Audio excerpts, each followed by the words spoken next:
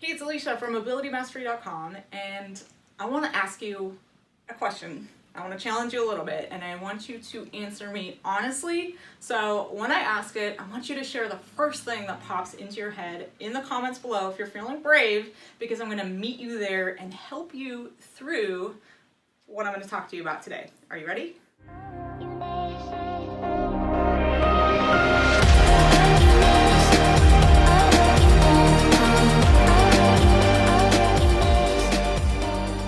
Guessing you're here because you're either struggling with pain or injury or maybe trauma in that mind-body connection. You don't feel at home in your body.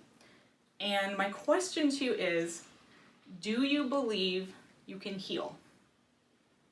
Do you believe you can get better? What answer popped into your mind? So I know this can seem, like, of course you should think you can heal, right? And you probably wouldn't be here if some part of you didn't think you can heal. But I want you to share honestly, because the only way I can help you is if you do.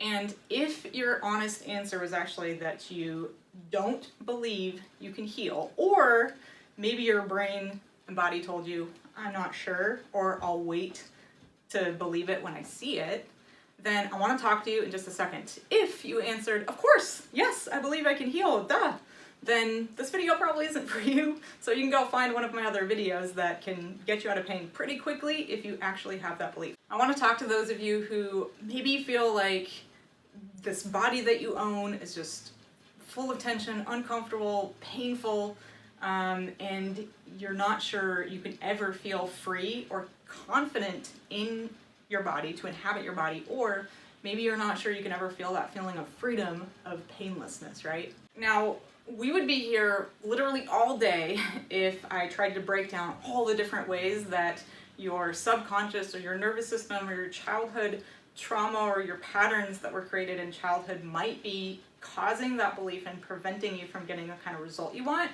But I want to just lay a general foundation for you today to start exploring this mind-body connection and how this one belief might be hindering any progress you're trying to make towards feeling good in your body or healing an injury. So, it could be something as simple as that belief is also linked to feeling unworthy or not feeling good enough, right? For anything, right? For joy, for health, for happiness, for good relationships, for a good career, for financial abundance. We all run a lot of these subconscious patterns and beliefs, and it affects every area of our life, including our relationship to our body.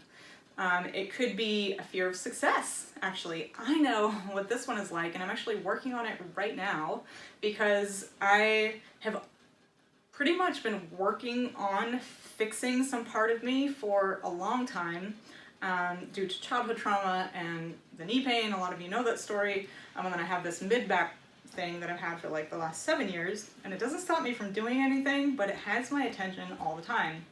And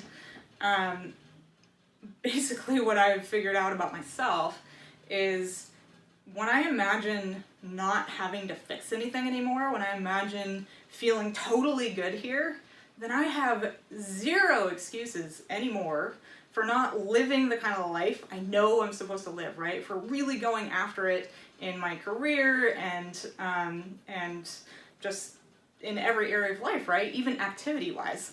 So it's somewhat convenient sometimes to be working on ourselves, right? Because pain is a really, really, really good excuse for not maybe moving your body the way you know you should, or to not be pursuing a relationship right now, right? You're gonna wait till you feel better, or maybe not going after that dream career, etc. So it could be all kinds of things, right? But those are just some ideas to give you a jumping off point for exploring your belief, if you in fact have that belief of not being sure you can heal, or definitely believing you can't for whatever reason. So the solution I want to give you today, it's going to be a practice. It's not going to be like a one and done thing that's going to fix that belief, because I don't know that we can actually change that fast, usually, most of us.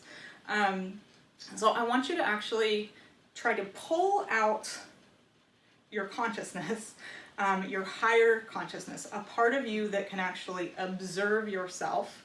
And then I want you to imagine you're looking at yourself like a loving friend would, Or maybe a stranger that just so happens to be a really good human being, who's looking at you and your body, knowing everything you know about it. So it could be, data, raw data, right? If you've had MRIs or x-rays or doctor's opinions, right? It could be what you know about your body. It could be past experiences you've had. And then it could be things an observer might know about you that you aren't really thinking about because you're so obsessed with everything that's wrong. So try to get into that observer perspective. And I want you to start naming or listing off or journaling or verbalizing what this stranger or observer part of you that's able to kind of assess yourself without being in it, right? So I want you to start naming and listing off things that that observer part of you either knows to be true or is observing about you that you haven't taken the time to acknowledge or think about. So, for example, if I told you right now that I was struggling with the belief that I could get out of pain, and I told you that I'd been to chiropractors and doctors and I had nothing actually structurally wrong with me, but I had this pain happening in my mid-back. Let's just take my mid-back example. What would you tell me if I told you I don't believe I can get out of pain?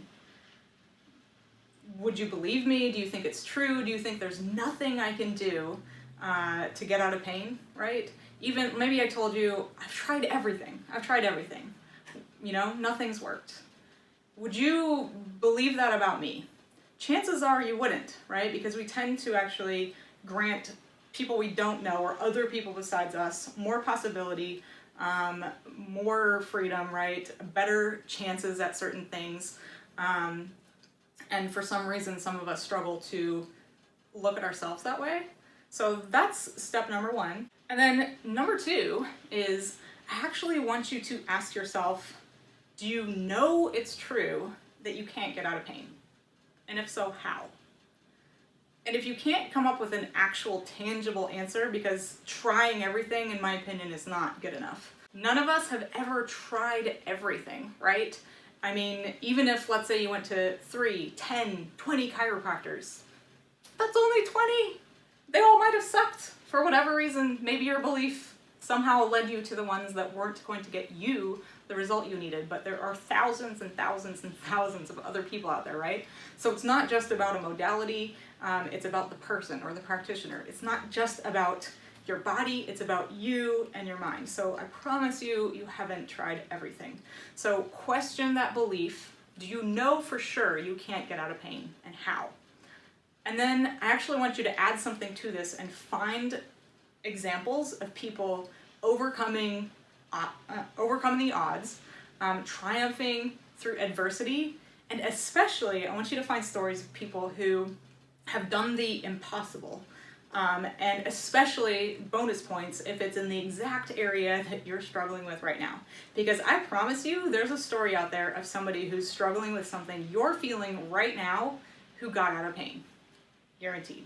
Now I know that you're unique, right? But it's here. Who you are as a person is unique, but your body is not all that different from other bodies out there.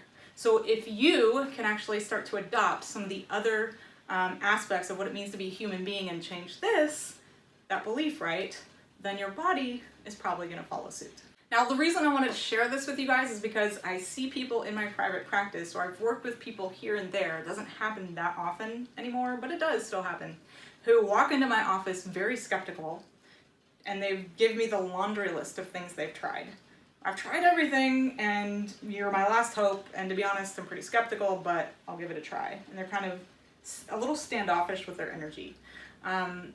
They don't get a result, or if they do, it's very slow. But 100% of the time, the people who walk into my office and say, oh my God, I read your website and you're doing amazing things and I just know, like, I've never experienced anything like this and this is the thing I've been waiting for. They get a result very quickly. A recent example I have of this is a woman who's been in pain for 20 plus years after a car accident. And she emailed me, we talked on the phone, and I ended up moving to California right where she lives, and she came to see me with that belief. Oh my God, I'm so excited to have you here because no one's doing what you're doing, and I know it's the thing I've been missing. And she literally got out of pain in just a couple sessions after being in pain for 20 years. So belief has a huge impact on the results we get for healing injuries, healing trauma, and that mind-body connection. So give it some thought, and please share in the comments below. I know this can feel vulnerable, and sharing is very brave, so if you do, I promise to come love your comment and love you up a little and point you in the right direction. If you're struggling with this a lot, reach out to other people, comment below, right? Let's create some community around this, because the more we get information from other people that healing is possible for them, we start to believe it's possible for us too. And if you're new here, make sure to hit that subscribe button and definitely join my email community by clicking the link below, because you're gonna get some free resources as well as free coaching and stories from me that I don't share anywhere else by email every week. So I hope you enjoyed this one. I hope it's useful for you, and I'll see you next time.